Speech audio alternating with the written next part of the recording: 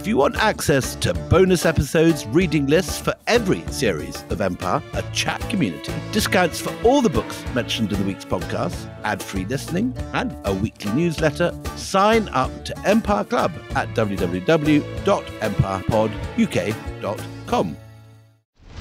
Romans, I will give you the greatest games on earth! Show them you can fight or die trying. From the producers of 300. A 4-horse race is a suicide.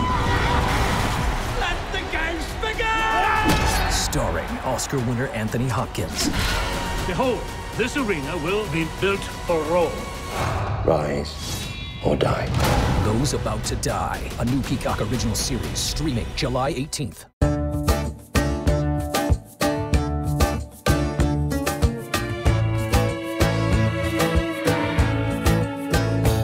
Hello and welcome to Empire with me, Anita Arnon. And me, William Dalrymple. And we are in the middle of an incredible run with Daniel Immerwahr and his fantastic book, How to Hide an Empire, a short history of the greater United States, that has taught Anita and I so much stuff we didn't know. One of those books that almost every other page you've got a what the fuck moment, excuse me. That's right. A WTF moment on every other page.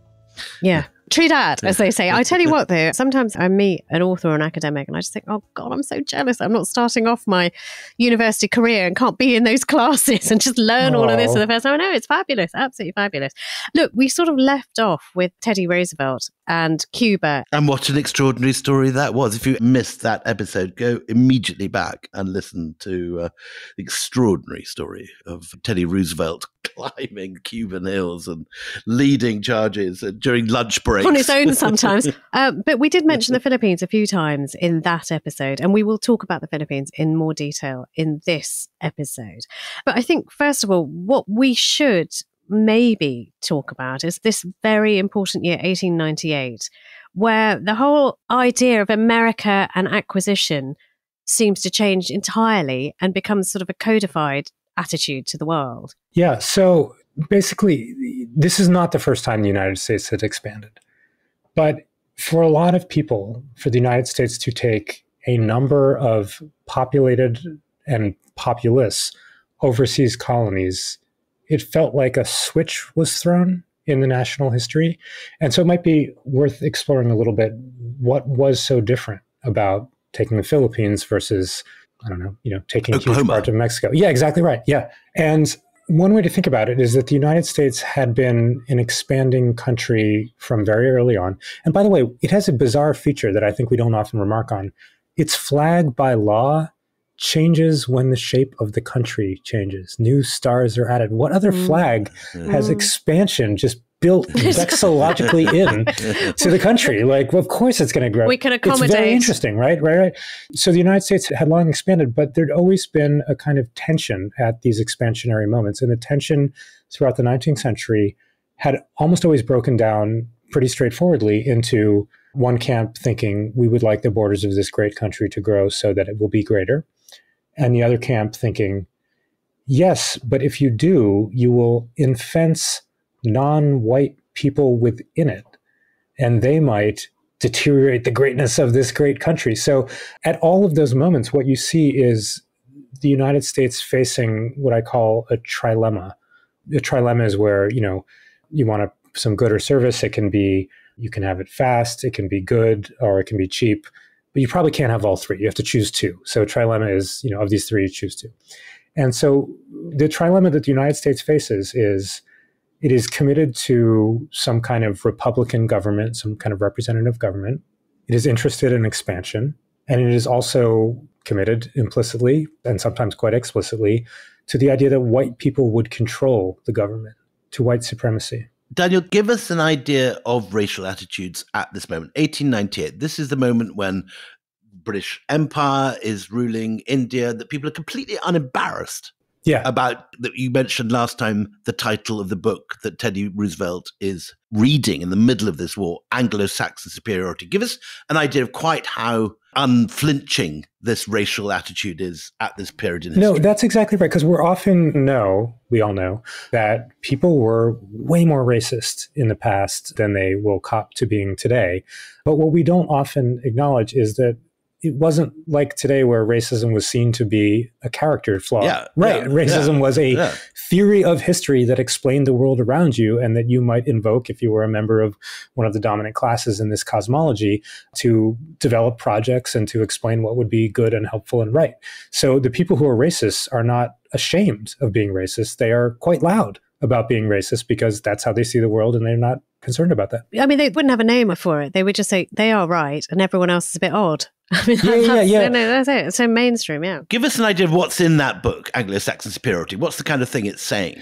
Yeah, so it's not what you might imagine, a sort of book about personal racism, right? So when I encounter non-Anglo-Saxon people on the street, I find that they are more given to laziness or criminality or something like that. It's a theory of the world, as many of these kind of racist books are, which explains why there are a certain set of peoples who seem destined for greatness, and there are other peoples who need to learn it from the ones who are great. And so it's a kind of handbook, not just for navigating a store, but for ruling the world, right? And for deciding which people are actually going to be in a position to do so. Extraordinary. And often expressed in such patrician tones as well. Yeah, that's right. Of course. I mean, we're kind of almost doing a favor to these people. Not almost, absolutely explicit. That this is the duty and the divine calling. There's an element of sort of Christian providence at work here, and very unembarrassedly expressed. Yeah, that's really good. There was a saying about a former president of my country, George W. Bush, that he was born on third base and thought he had hit a triple. And that same sense, I think, like you can imagine what it looks like from the perspective of white European descendant people at the end of the 19th century. They look around and everyone in power looks like them. And then they create these theories about, they're like, well, we seem to be on third base. And then they create these theories about how that is right and proper, and either God wants it or the laws of nature want it, or the whole world has led up to this point. Whereas now we look at that and we would just think that is a combination of an accident of history that is enforced by immoral exertions of force. So take us into the Philippines, Daniel. We've just finished the war with Spain, and the Philippines is on the menu as one of the acquisitions the United States has made as a result of this war, almost sort of without thinking about it. It wasn't part of the plan of the war, particularly to take the Philippines, but now it's there. Yeah, and I think that phrase on the menu is right. It's on the menu and the United States can order it up or not. Militarily, the question has been answered. Does the United States wish to annex the Philippines? It can have it if it wants it. It has defeated Spain, so that's not up for contestation. But then a question that the United States faces is, does it want to annex this large, distant, populous colony that contains millions of non-white people and very few people that anyone in the United States would recognize to be white? And this is a dilemma. It's the fact that they're not white that's making America question whether it actually wants it or not. Yeah, so if you think about the Louisiana Purchase, which is this another moment of dramatic expansion for the United States. Explain what it is, just in case someone doesn't. Yeah, in 1803, emissaries of Thomas Jefferson, who's then the president, arranged with Napoleon's government to purchase what had been the French possessions in North America. So it's a vast part of North America that includes, Louisiana up to the contemporary Midwest and part of the West. It doubles the size of the United States. So that's dramatic. But one reason that that's okay, even though it hadn't been part of the plan, the general sense is that even though there's a lot of territory that's been added, there aren't that many people on that territory, so that the United States will still be comfortably majority white. And there's this vision that either the other land can be sort of an Indian-only space that doesn't impinge on the political fabric of the United States, or it can be settled by white settlers. No one thinks that about the Philippines. There's no plan that white people will arrive in the Philippines and will dislodge and take political control of the Philippines, a colony that contains millions. In fact, what most people think at the time is that white people aren't built for the tropics and they can be there temporarily, but they're always going to be like underwater divers who can sort of come down for a little bit but have to come up for air. With the transfer of land that takes place during this extraordinary year, is there money that's exchanged as well, sort of compensation? You talked about the Louisiana Purchase. Is there like a Philippines Purchase as well, for example? Yeah, there is. It's a little weird because the United States has won a war, so you think, why should it owe Spain any money? But it does pay Spain $20 million in the process of taking 3 of Spain's territories. Now, that's not payment for the territories. Technically, what that is payment for is that Spain has improved the Philippines, i.e. it has built buildings. And so what is being bought is the improvements that Spain has added. We get the colony, it is ours to Christianize and civilize, but we recognize that you've, put some effort into it already. So in the same way that a house improves in value and you can sell it for a higher price, Spain gets 20 million. That in itself is potty and bonkers. But okay, so 20 million is paid. Philippines is now America's to do with whatever it wants, although it's not sure what it wants. I mean, what does it do, first of all? Because normally when we see these colonial expansions and adventures, the first people to turn up are the men with the Bibles. Is that what happens here as well? No, that's not what happens. And the reason that doesn't happen is that you have to imagine what it took to dislodge Spain. So the United States had naval power, but it does not have a huge army that can spread out all over the archipelago. It has relied enormously on native troops, and particularly led by this guy, Emilio Aguinaldo. And so generally, it has been the Filipinos who have dislodged the Spanish. So again, like in Cuba, the United States has come late into a picture where there's already a freedom struggle that's 3/4 won. That's exactly right. And even when the United States enters, it's not entering alone. It provides, useful force, but it's not the only one doing so. And so even after the United States has, quote unquote, won the Philippines from the Spanish, all the U.S. has, for the most part, is control of the capital city, Manila. So it governs in Manila. It is occupying Manila. Its soldiers are in Manila. And then, by and large, Aguinaldo's forces are dispatching the Spanish and controlling the territory outside of it. So you get this question of, if you look at the Philippines, one set of soldiers is holding the capital. The other set of soldiers seem to have free reign over the rest of the country. It's not clear, actually, whose country this is at that point. Okay, so, you can't remain in limbo. And I don't suppose the people of the Philippines like this kind of bizarro limbo that's really... So, what happens then? What are the relations, first of all, between the Filipinos and the troops that are there in patches? On the one hand, segregated, because they are literally kept apart in separate spaces. The troops are, of course, going crazy in the way that, men with guns do. They're getting bored. They're getting impatient. They're spending an enormous amount of money on alcohol and prostitutes. And they're just, getting in little sort of skirmishes with Filipinos whenever they can see them. But that doesn't seem like it's going to have geopolitical consequences. Meanwhile, Aguinaldo realizes that actually the political destiny of the Philippines hasn't been set. It's going to be set in these weeks and months. And so he just starts doing everything he can do to firm up the Philippines as its own country. He declares independence.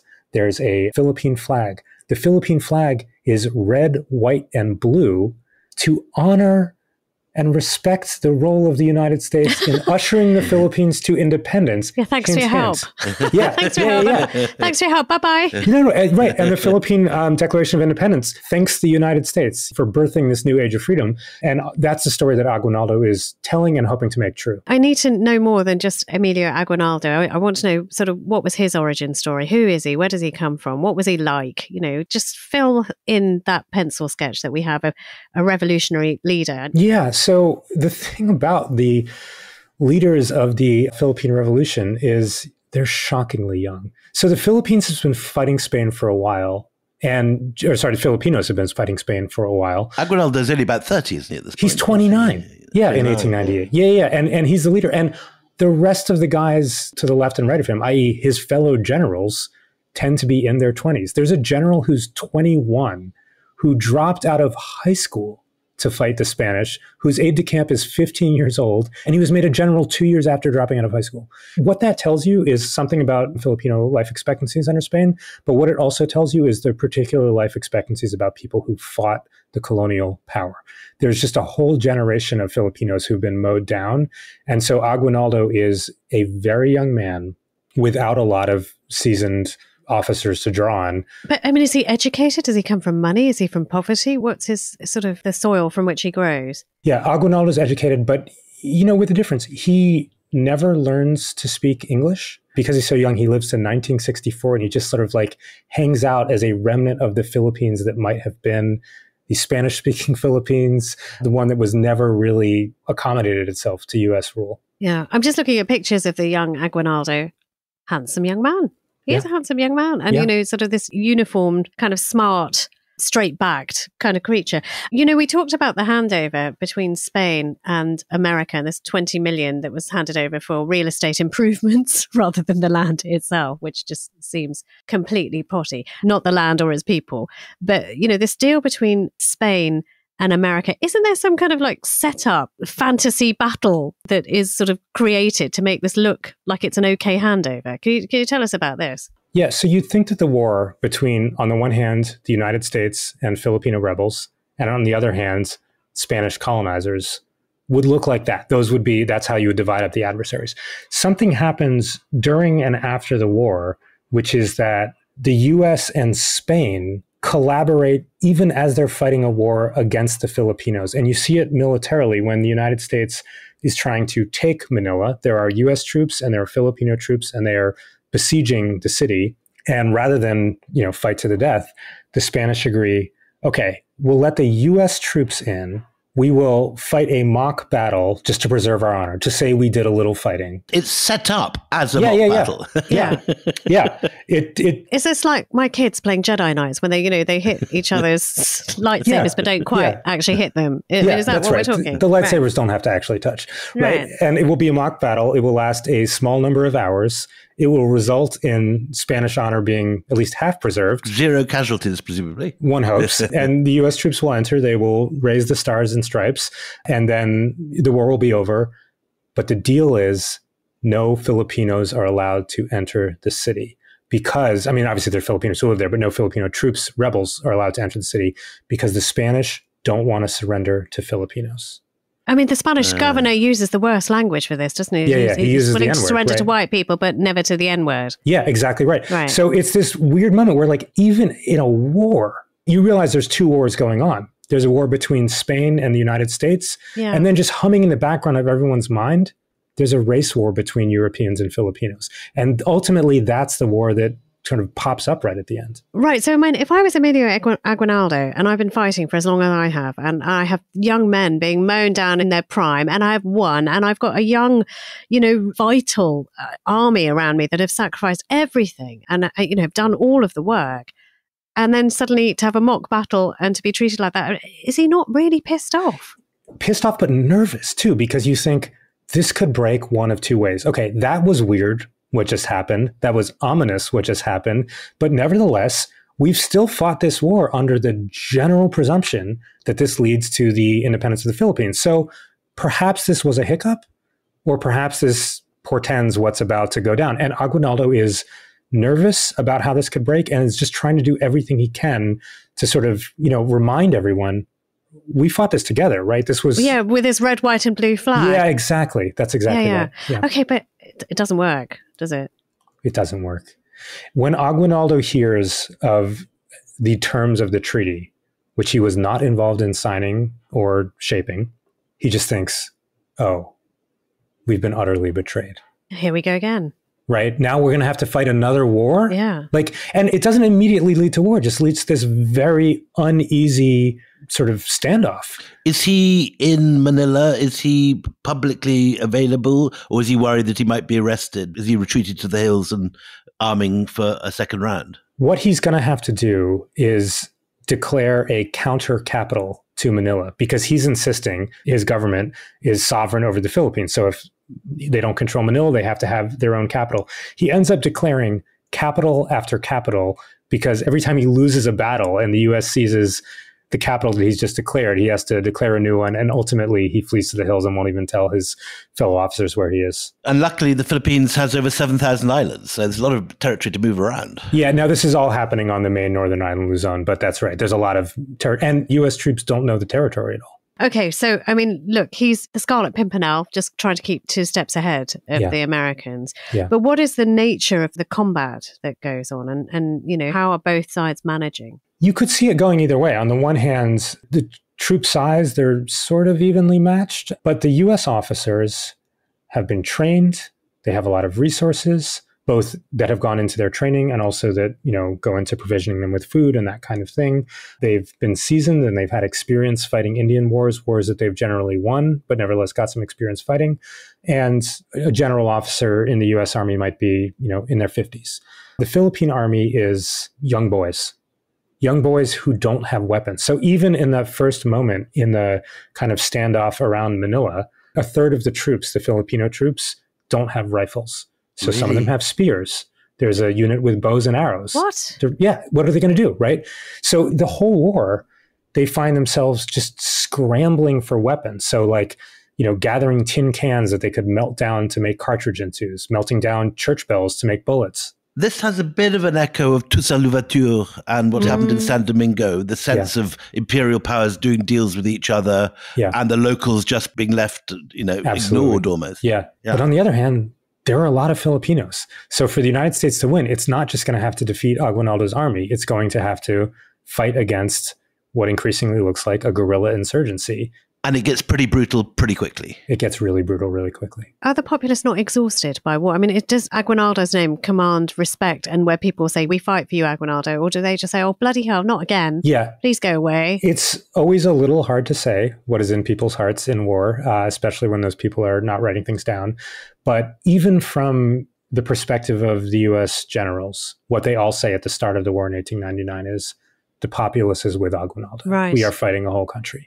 However, the hope from the U.S. side, if you're kind of thinking big picture, is if this war drags on long enough and if we make it so unpleasant, Anita, you're right, will they just give up? And will they say, you know, it's just better to be colonized by the United States than to continue to lose this exterminatory war, a war in which hundreds of thousands of people die? Well, let's take a break here. Join us after the break when we visit this seemingly never-ending hell that the Filipino people are facing. Hello, welcome back. So just before the break, we were talking about Emilio Aguinaldo, who is hopping around, just keeping 3 or 4 steps ahead of the Americans. His men are tired, but they're still fighting and people are still loyal to them. Some of them fighting with bows and arrows and spears. And I just wanted to get a sense of the nature of the tactics he has to use because he has numbers. They don't have weapons. So are we talking about guerrilla warfare as we understand it today? It starts differently. It starts as conventional armies facing each other in the field. And there's a kind of politics of respectability that goes along with that. Aguinaldo understands that in the eyes of the world, it's kind of dirty business to engage in guerrilla warfare. And so the thing to do is to, you know, have an army that, you know, wears the uniforms. Faces each other. Exactly, right. But this goes terribly for the Filipinos and for Aguinaldo. And so presumably they're facing Gatling guns and things by now. Yeah, exactly. Yeah. Just the asymmetry of weaponry is extraordinary. And at a certain point, they start sending divers into the ocean in the hopes that maybe the Spanish drop some ammunition from their sunken ships that could be recovered. I mean, this is how desperate they have become. So yeah, they move to guerrilla warfare. And then it becomes a very different thing because now the United States is not just fighting armies, it's fighting potentially anyone, right? Any village that is harboring rebels, anyone who looks like they might be a rebel or is indistinguishable from a rebel, it starts to become less a war between 2 armed forces and more of a race war. So the 20th century opens in the Philippines with a very 20th century conflict involving burnt villages, colonial revenge attacks, and brutal guerrilla warfare. Do they justify sort of burning villages? Men fine one way, and then women and children are both fair game as well? I mean, what's the American attitude to civilians? The general attitude is these villages harbored rebels, so they are guilty in some way. All of them. Collective punishment then. Collectively guilty. Now, the story as we know it is not, at least this part of the war. We might talk about a later part where there are some large massacres of civilians. But in the early part of the guerrilla war, it's not the kind of My Lai image that you have from Vietnam where whole villages are mowed down. What's rather done is the homes are burned, the food stocks are burned, and people are made to feel unsafe in their homes. It's the same reconcentration strategy. And there's torture, isn't it? There's torture of individuals. Where is that rebel? Who's the leader of this attack? Show me that kind of thing. You write about the water cure. Tell us about that. Yeah, it's something that's come back to haunt U.S. history. One of the ways that the U.S. soldiers have of getting information that they otherwise can't get is to try to torture Filipinos by holding them down and then sort of filling their mouths and lungs up with dirty water. This is the water cure, the cure for dissidents. And it bears a resemblance to waterboarding that you would see 100 years later. Do we have any calculation of how many civilian deaths take place? We do. There's a guy called Ken de Beauvois who did the closest study we have. The U.S. Army has a number of something like 15,000 combat deaths on the other side.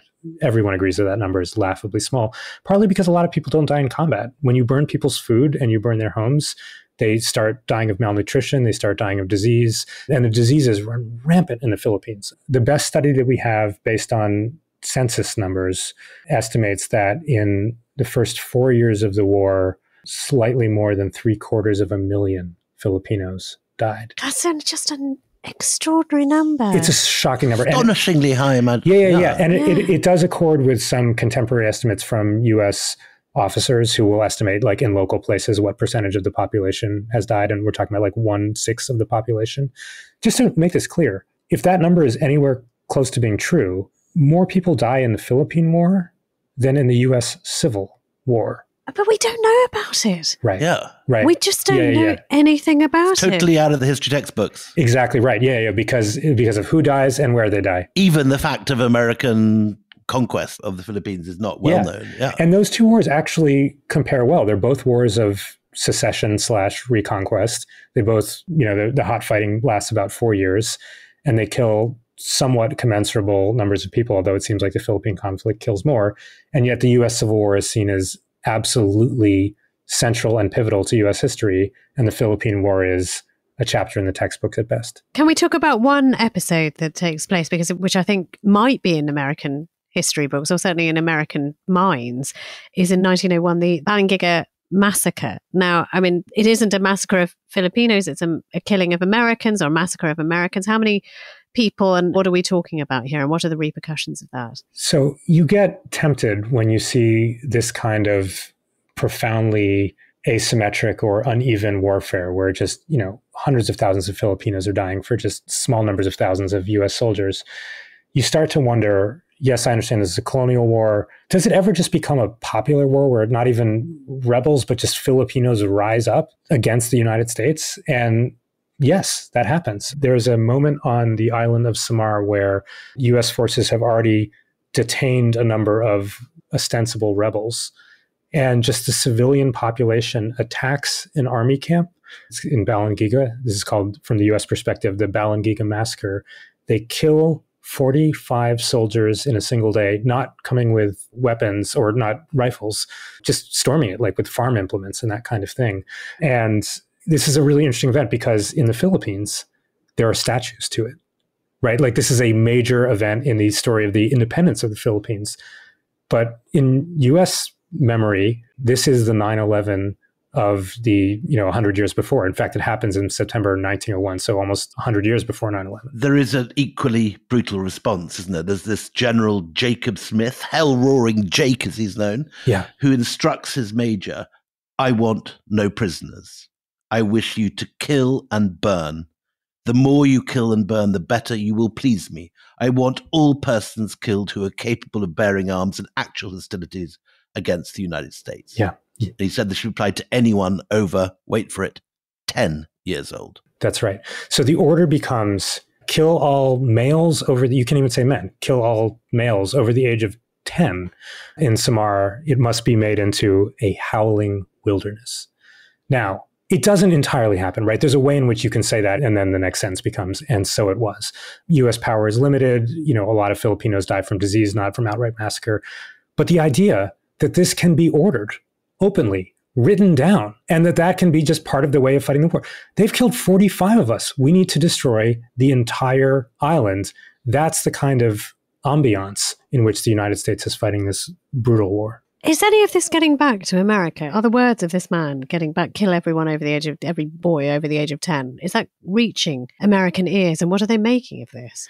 Yeah, it does. Things get so violent in the Philippines that it starts to echo back to the U.S. mainland and become a political issue. Smith's words do come back. I mean, the reason we know this is that it's reported and it becomes the basis of a trial. Smith is reprimanded and retired from active duty for having gone a little bit too far. And then Roosevelt comments on this. Taken in the full, his work has been as to reflect credit on the American army and therefore upon the nation. It is to be deeply regretted that he should have so acted in this instance as to interfere with his further usefulness. This is like Amritsar, isn't it? Yeah. The kind of non-response to a major massacre. Yeah. Too bad he stepped over the line a little bit because he was a great general. But with Amritsar, if you're joining, and I see the dots and they are tempting, Amritsar was the touch paper for a wholesale rejection of British rule, and it sort of started off the whole, kick 'em out movement. Is that what this order from Smith does in the Philippines as well? Well, no, but only because there's already a wholesale rejection of U.S. rule. This is happening in the middle of a bloody war. Right, they're fighting and they're dying already in numbers. Right. Yeah. But what it does do is it touches off not a kind of wholesale rejection, but at least a recoiling, a revulsion within the mainland United States to this kind of empire. And you start to see people, even Teddy Roosevelt, thinking, well, this is a little much. This is a bit off. Yeah. Are there ways that we could control other countries that wouldn't involve this, that wouldn't take us down this dark road? So this sort of bloodlet goes on for about 2 years. When does the war end? How does the war Aguinaldo end? gets captured, doesn't he? 1901? Yeah. And you'd think that the war would be over when Aguinaldo gets captured. In fact, Aguinaldo says, please stop fighting.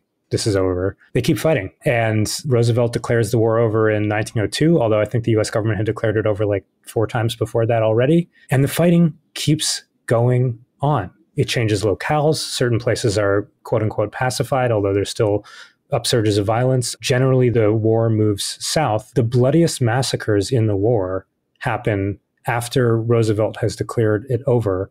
And it's really hard to know exactly when to call it, but, U.S. military government, including active fighting, does not end until 1913, which makes this a 14-year war by that count.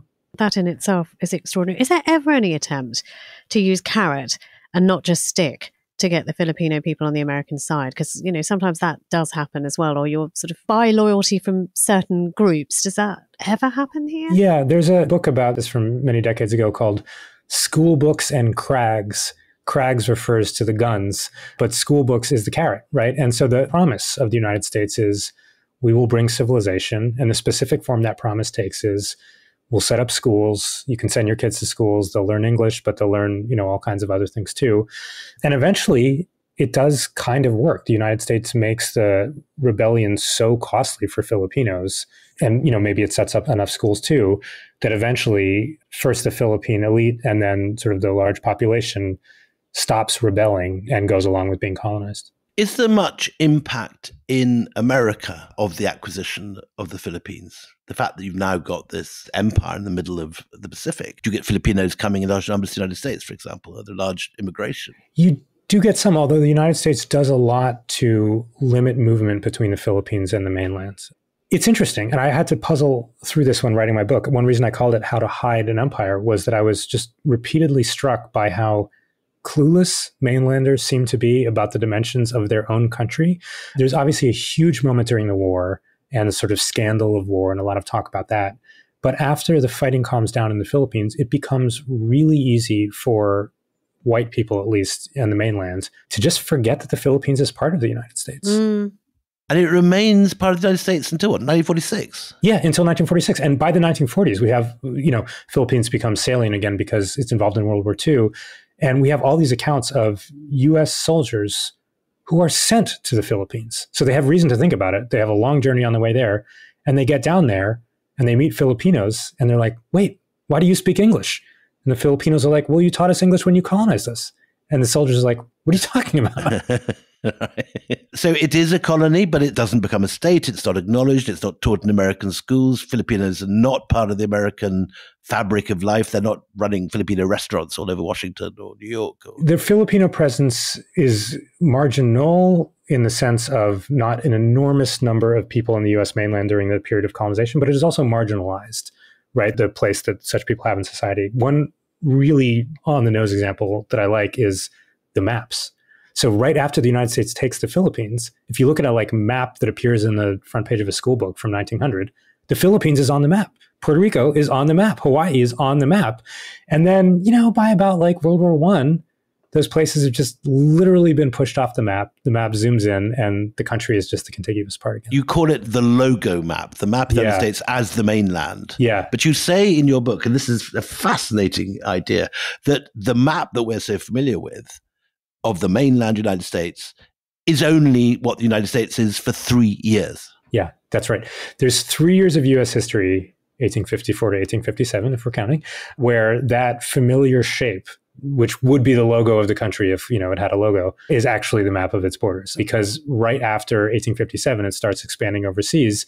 And then by 1900, it has large colonies all over the world map. I'm just dumbfounded again, not for the first time talking to you. But, after having the experience that America does have in the Philippines, does it signal some kind of gear shift in America's mind about how they're going to preserve, expand their interests overseas and what that might look like? Or does the resistance and the bloodshed put them off further acquisitions? Yeah, so you realize that the war that starts in 1898 sort of forks in two different directions. On the one hand, because anti-imperialists made it impossible for the U.S. to annex Cuba, it has to control Cuba through other means. But no one passed a law preventing the United States from colonizing the Philippines, so it claims the Philippines as a colony. By the end of the Philippine War, the Cuba path starts to look a lot more attractive. And what you see the United States doing in the ensuing decades, particularly in the Caribbean, is what we call dollar diplomacy or gunboat diplomacy, seizing control of the foreign policy and the economic policy of foreign countries, but without actually making them U.S. territories, annexing them to the United States, running the U.S. flag up the pole. And that seems to be the dominant pattern for U.S. power through the 20th century.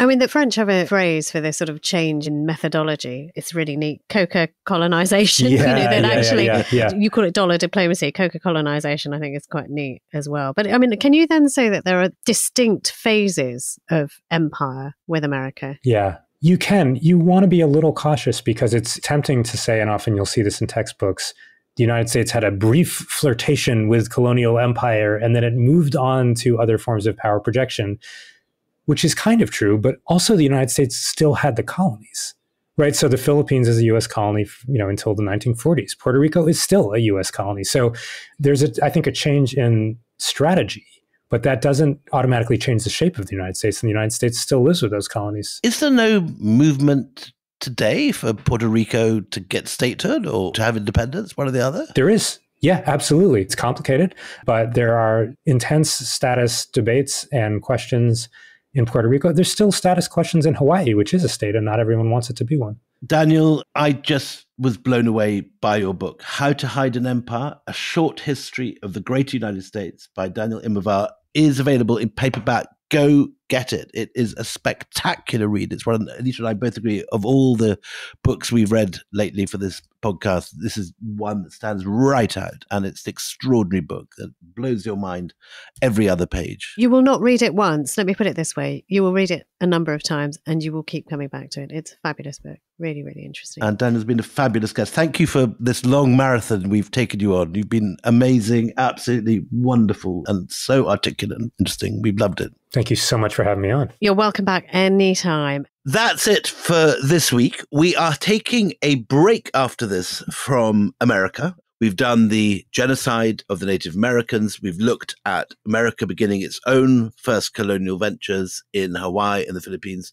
Before we get on to a different sort of empire, the empire of influence, we're going to go and do something we think is very important, something we missed out from our Indian series when we first started this podcast, which is the terrible story of the 1943 to 1945 Bengal famine with our wonderful friend Kavita Puri, who has just done some extraordinary research on this. So we'll be bringing that to you before we go back to the second half of our American series. A really powerful listen and some very powerful testimony. So, I mean, do join us for that. And then, as William says, we will return to America and a different type of, one may say, empire building. Empires of the mind, empires of politics, empires of influence, but not the traditional kind of colonialism that we've talked about thus far. So until the next time we meet, it's goodbye from me, Anita Arnon. And goodbye from me, William Dalrymple.